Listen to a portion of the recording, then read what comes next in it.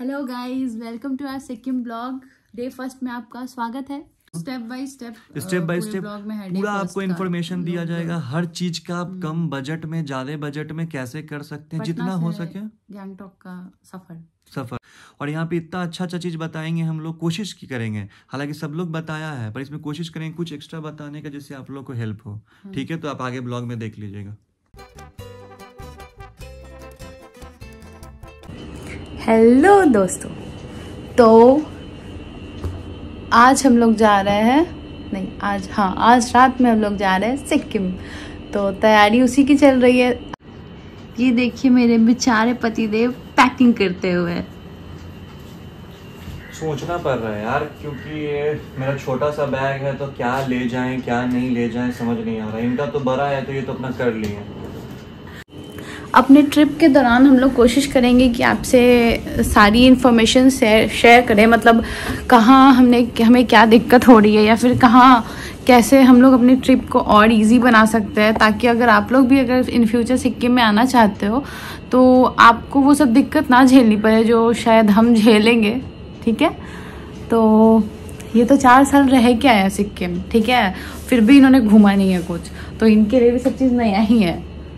कोशिश करेंगे ऐसा चैनल वीडियो तो बहुत सारा देखेंगे, पर ट्राई करेंगे कुछ एक्स्ट्रा बताने का जो वो लोग नहीं बता पाते हैं। जो शायद हम जो कंटेंट खोज रहे हैं यूट्यूब पे, जो हमें नहीं मिल पाया है, वो चीज़ हम लोग देना चाहेंगे कि अगर बाकी की ऑडियंस अगर वैसा कुछ ढूंढ रहे हैं तो हमारे वीडियो से उनको मदद मिले। और एक बात और कोशिश करेंगे ना कि आपको मतलब जो पानी का भी खर्चा है ना, वो भी बताएं कि पानी का मतलब एक बोतल में खर्चा कितना हुआ, टोटल कितना खर्च होता है। जिसके चलते सारा चीज को रिकॉर्ड करके इनको बोल दिए हैं कि अच्छे से लिखने के लिए एक डायरी ले जाएंगे, उसमें सारा चीज मेंशन करेंगे, एक पानी से लेके अगर शॉपिंग भी करेंगे तो वो भी आपको बताएंगे कहाँ से शॉपिंग। और हमारा ट्रिप है लगभग 6 दिनों का, 7 दिनों का ट्रिप हमारा है। 11 आज है, 19 तारीख तक आएंगे। तो हम लोग का ट्रिप लगभग कितने दिनों का है?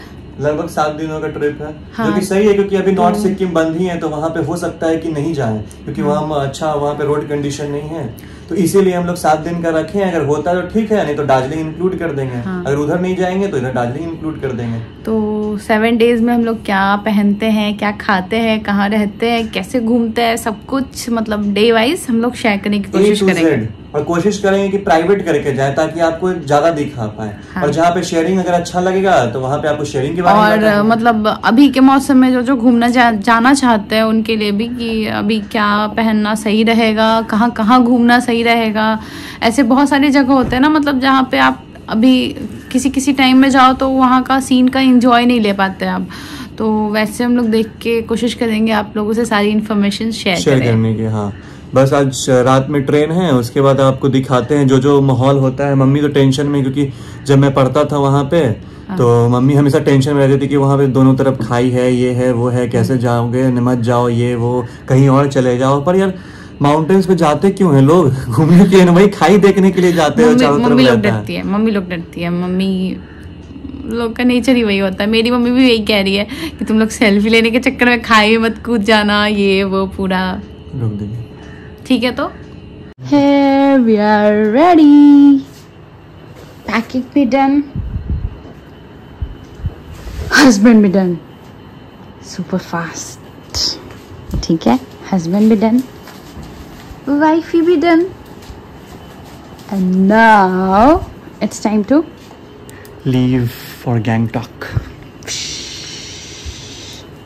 तो मिलते हैं कहाँ? न्यू जलपाईगुड़ी नहीं, स्टेशन पे।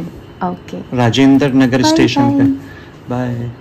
तो टाइम था अब निकलने का, तो फटाफट हम लोग गाड़ी में सामान को लोड कर दिए। माँ वहाँ पे हमें देख रही थी। माँ के दिल में तो यही चल रहा था कि हम लोग सेफली घूम के बस आ जाए यहाँ पे। पापा हम लोग को स्टेशन छोड़ने गए, राजेंद्र नगर टर्मिनल। वहाँ पे पहुँच के हम लोगों ने सामान निकाला और पापा को कह दिया कि बाहर से ही चले जाइए। पापा, बहुत ट्रैफिक था बाहर। Here we arrive, हम लोग स्टेशन आ गए, हमारी ट्रेन भी रुकी हुई है। ट्रेन है 4346 बी कोड। चलिए लेट्स गो। तो फाइनली हम लोग ट्रेन में बैठ गए हैं। ट्रेन का नंबर था 13246, जो कि राजेंद्र नगर से न्यू जलपाईगुड़ी जाती है। वैसे ये 3 दिन तक न्यू जलपाईगुड़ी जाती है, 3 दिन कामाख्या तक जाती है, और सेम उधर से रिटर्निंग में भी यही हाल है। 3 दिन कामाख्या से आती है और 3 दिन सिलीगुड़ी से आती है। आने में न्यू जलपाईगुड़ी जो होता है वो नहीं होता है, सिलीगुड़ी टू राजेंद्र नगर होता है। तो इसका स्टेशन बहुत ज़्यादा है क्योंकि, और ट्रेन भी बहुत अच्छी नहीं है क्योंकि 12 घंटा सिर्फ 500 किलोमीटर ट्रैवल करने में लगाती है। तो देखिए हम लोग सबसे लास्ट में अपना सामान रख रहे थे क्योंकि इतना ज़्यादा स्टॉपेज है इसमें, इतना ज़्यादा स्टॉपेज है कि हमेशा रुकते ही रहता है। कभी भी कोई भी सामान बेचने वाला आता है, सामान का चोरी वगैरह इसमें ज़्यादा होता है इस ट्रेन में। तो इसलिए हम लोग ने यही सोचा था कि सबसे लास्ट में रखेंगे। तो पहुंच गया, वेट करना था बस, और कुछ था नहीं क्योंकि हम लोग 10-17 मतलब बताइए 11-15 में ट्रेन खुल रहा था और 10 बजे से ही लगी हुई थी ट्रेन यहाँ पे। तो हम लोग पहले जाके बस बैठ गए, अभी कोई नहीं आया था ट्रेन में, हम लोग अकेले बस पहुँचे थे। तो ट्रेन में भीड़ नहीं थी तो पति ने इसका फ़ायदा उठाया और फटाफट हमारा बेड बना दिया ताकि दिक्कत ना हो कुछ भी, क्योंकि बाद में जब लोग आ जाते हैं तो थोड़ा रश हो जाता है और थोड़ी प्रॉब्लम हो जाती है। तो हम लोग बेड बना के नीचे बैठ गए। अभी कंबल नहीं दिया लगता है। अभी तो मुझे लगता है सबसे पहले पैसेंजर है पूरे ट्रेन में, पूरा ट्रेन खाली है। नहीं है, बहुत लोग हैं, पर अभी आपका 10-18 हो रहा है और 11-15 में ट्रेन खुलेगी। 10-17 हो रहा है, 1 मिनट लेट है। चलो बंद कर। अब हम लोग कहाँ मिलेंगे? New Jalpaiguri direct. बीच बीच में कोशिश करेंगे बनाने का जब भी टाइम मिले। एक्चुअली पहली बार ब्लॉग बना रहे हैं तो थोड़ा डर तो है। क्या कितना धीरे धीरे बोल रहे हैं, सुन रहे हैं ना आप लोग? आवाज़ भी नहीं आएगा ब्लॉग में, थोड़ा ज़ोर से बोलिए। कोशिश करेंगे बनाने का। शर्माना नॉट। गाइस, क्या आप भी मेरी तरह है कि ट्रेन में बैठते ही भूख लग जाती है? मेरे साथ भी ऐसा ही कुछ होता है। हालांकि कुछ भी बोले पर अपनी वाइफ का चेहरा देख के मुझे बहुत खुशी हो रही थी क्योंकि इनका मेरे साथ पहला ट्रिप था और वो भी स्नो देखने जाना था। इनके लिए स्नो एक बहुत बड़ी बात थी। उसके बाद हम लोग ने मम्मी को फ़ोन किया और बता दिया कि हाँ ट्रेन खुल गई है।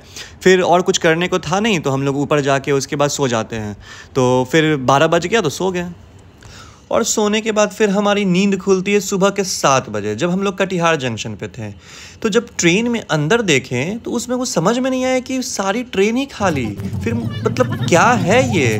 तो हम लोग लोकल से बात की जो बेचने आते हैं तो बोले कटिहार में ऐसा ही होता है, सब लोग एक कटिहार की ट्रेन एक कटिहार में उतर जाते हैं लोग। फिर आधी भरी ट्रेन में हम लोग 9:50 के आसपास किशनगंज पहुँचते हैं और अब हमारा सफ़र आगे की तरफ बढ़ता है, वो भी गिने चुने लोगों के साथ। कहाँ पे पहुँच गया? अब न्यू जलपाईगुड़ी पहुँच गए 5 मिनट के अंदर। सिलीगुड़ी टाउन दिख रहा था भाई तो पीछे ना। हाँ पहुँच गए न्यू जलपाईगुड़ी। अब 10 से 15 मिनट में हम लोग न्यू जलपाईगुड़ी पहुँच जाएंगे। 10 में 5 मिनट। तो पूरी खाली ट्रेन में सिर्फ हम ही लोग थे और हमारे बगल वाले बोगी में कुछ लोग थे। तो हम लोग पहुंच गए फाइनली न्यू जलपाईगुड़ी। तो सामान लेके उतर रहे थे, मेरी तो एक्साइटमेंट लेवल धीरे धीरे और ज़्यादा बढ़ रही थी। तो फाइनली हम लोग नीचे उतरे। नीचे उतरते ही ना एक टैक्सी वाला हमारे पीछे लग गया और वो कुछ ज़्यादा ही फेयर बता रहा था, इसलिए हमने उसके साथ बुक नहीं किया क्योंकि इनको आइडिया भी था क्योंकि हमेशा सिक्किम वगैरह आते रहते थे। तो यहाँ पे आप पीछे ये टैक्सी वाले भैया देख सकते हैं। तो यहाँ पे इन लोग का कैच क्या रहता है कि इन लोग आपको फेयर बहुत ही कम बताएंगे, लेकिन प्रॉब्लम ये है कि फेयर कम तो लगेगा लेकिन उसके बाद आपको इनसे टूर लेना पड़ेगा और टूर का रेट बहुत ज़्यादा कर देंगे। तो इसीलिए आंख बंद करिए, बाहर निकलिए, शेयर टैक्सी लीजिए या फिर प्राइवेट लीजिए पर बाहर जाके लीजिए। उसके बाद गैंगटॉक पहुंचिए और बाकी सारा काम आप गैंगटॉक में ही करिए। वहाँ पे बहुत सारे लोकल टूर एजेंट रहते हैं और इस स्कैम में बिल्कुल भी नहीं फंसिए। और स्टेशन पे उतरते ही हमारी नज़र पड़ी 1 स्टेशन 1 प्रोडक्ट पे। ये गवर्नमेंट का बहुत ही अच्छा इनिशिएटिव है जिसमें ना मतलब जिस जगह पे जिस स्टेशन पे आप उतर रहे हैं वहाँ के सिर्फ लोकल प्रोडक्ट्स को ही बेच सकते हैं, कहीं और के लोकल प्रोडक्ट्स को नहीं। इससे क्या होता है, लोकल सेलर्स को बहुत ही ज़्यादा फ़ायदा मिलता है। एकदम भारी लग रहा है ना गाइस बैग। इस लोपिंग एरिया में ना वज़न डबल हो जाता है। हम लोग एनजेपी स्टेशन पहुंच चुके हैं। अब जा रहे हैं हम लोग टैक्सी स्टैंड बाहर से। क्या हुआ? चलिए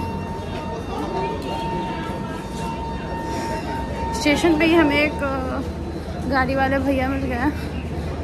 देखते हैं ऐसे यहाँ से तो हम लोग गैंगटॉक शेयरिंग में जाएंगे।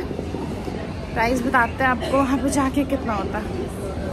हालांकि हम लोगों ने सोचा था कि हम लोग रिजर्व करके ही गाड़ी जाएंगे, पर फिर हम लोगों ने सोचा कि नहीं, शेयरिंग में ज़्यादा एक्सप्लोर कर पाएंगे और अपने ऑडियंस को ज़्यादा इन्फॉर्मेशन शेयर कर पाएंगे।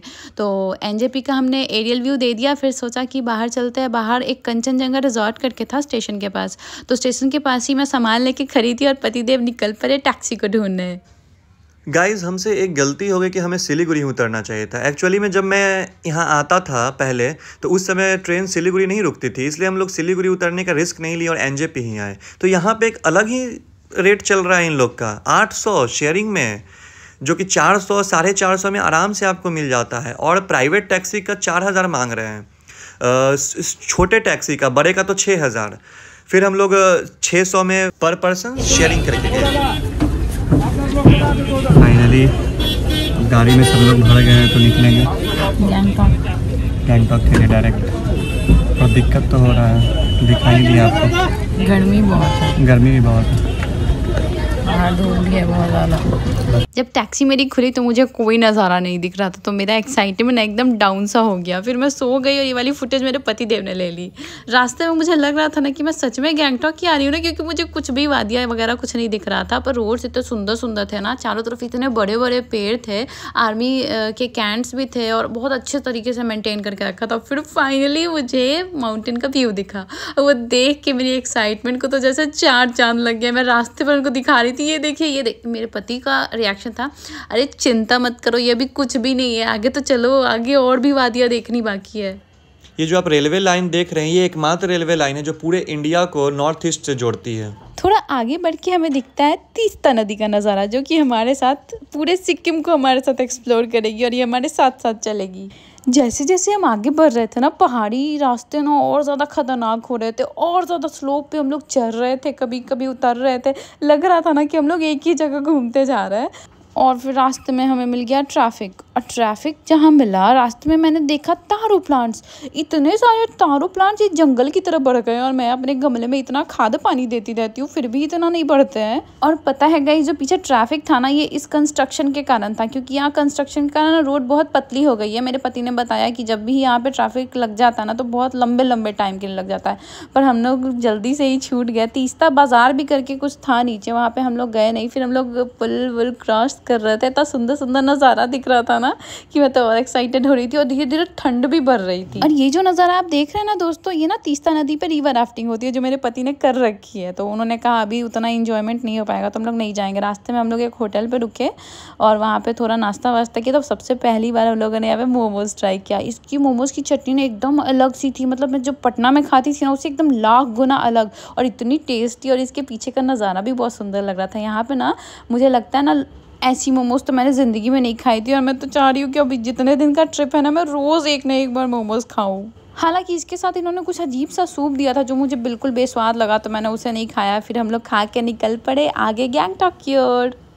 टाइम ना मतलब लगभग 5 बज चुके थे, और गैंगटॉक हमसे अभी भी 41 किलोमीटर दूर था। रास्ते में ऐसे सुंदर सुंदर ब्रिज दिख रहे थे ना, जिनको मैं रील्स में देखा करती थी। मन कर रहा था कि उतर के रील्स बना लूँ, पर शेयरिंग में थे, कैसे उतर पाते। तो सबसे पहला चेक पोस्ट आया सिक्किम का। उसके बाद हम लोग फाइनली सिक्किम में एंटर किए। वेलकम टू सिक्किम वाला बोर्ड दिखा, और रास्ते में मुझे दिखा मेरे पति देव का कॉलेज SMIT। हाय कितना सुंदर लग रहा था, कितना इंजॉय किया होगा 4 साल इन्होंने। तो SMIT के बोर्ड के पास उतर के हम लोगों ने कुछ फोटोज वगैरह ले ली, पुरानी यादों को ताज़ा करने के लिए इनकी। फिर हम लोग आगे बढ़ गए। अब रास्ते में ना थोड़ा बोर होने लगी मैं, पर रात जब हुई और ये टिमटिमाते जैसे छोटे छोटे घर दिखने लगे, तो एक्साइटमेंट फिर से डबल हो गई। उसके बाद ड्राइवर ने हमें देवरौली टैक्सी स्टैंड पे उतार दिया, और अंदर में जो रेंट था 300 रुपये हम लोग से ले रहे थे लाल बाजार फ्लाईओवर तक का, पर बाहर से निकल के आपको 30 रुपया बस लगेगा। लेकिन वहाँ पे कोई टैक्सी रुकने को तैयार नहीं था हम लोग का बैग देख के, टूरिस्ट समझ के, इसलिए तब भी हम लोग को 200 ही देना पड़ा, क्योंकि वो उससे कम में मान ही नहीं रहे थे। लेकिन 2 अच्छे पैसेंजर थे हमारे साथ, जो रेडी हो गए, और फिर हम लोग को 50 रुपीज़ पर पर्सन पड़ा, क्योंकि 200 में 4 लोग, होटल तक ड्रॉप करने के लिए, जो कि सिर्फ 1.5 किलोमीटर था टैक्सी स्टैंड। हमारा होटल भी एकदम बढ़िया था गाइस, टैक्सी ने डायरेक्ट वहीं ड्रॉप किया। मैं आपको ना एक अलग ब्लॉग में ना होटल टूर वगैरह सब दे दूंगी कि मैं कितने प्राइस में हमें पर डे मिला, रूम कैसा था, वो सब मैं होटल टूर का एक अलग वीडियो बना दूंगी। तो हम लोग अंदर गए। अंदर जाते ही ना वहाँ का एक स्टाफ आ गया वो सामान कैरी करने के लिए, तो हम लोग अंदर गए। बहुत अच्छा वाइब था अंदर का। जाते ही हमें एक वेलकम ड्रिंक से वेलकम किया गया, तो बहुत अच्छा लग रहा था वहाँ पे, क्योंकि हम इतने ज़्यादा थक गए थे। तो वेलकम ड्रिंक भी हमें अमृत समान प्रतीत हो रही थी। तो सारे ताम झाम को कंप्लीट करके फाइनली हम लोगों ने होटल में चेक इन किया। तो गाइज ये था हमारा पटना से गैंगटॉक तक का सफ़र, और आगे भी हमने सफ़र को कंटिन्यू किया है। वो सारी वीडियोज़ को देखने के लिए चैनल के साथ बने रहिए। वीडियो को लाइक करें, चैनल को सब्सक्राइब करें, और जो भी आपके सजेशन हो कमेंट सेक्शन में कमेंट ज़रूर ड्रॉप करें।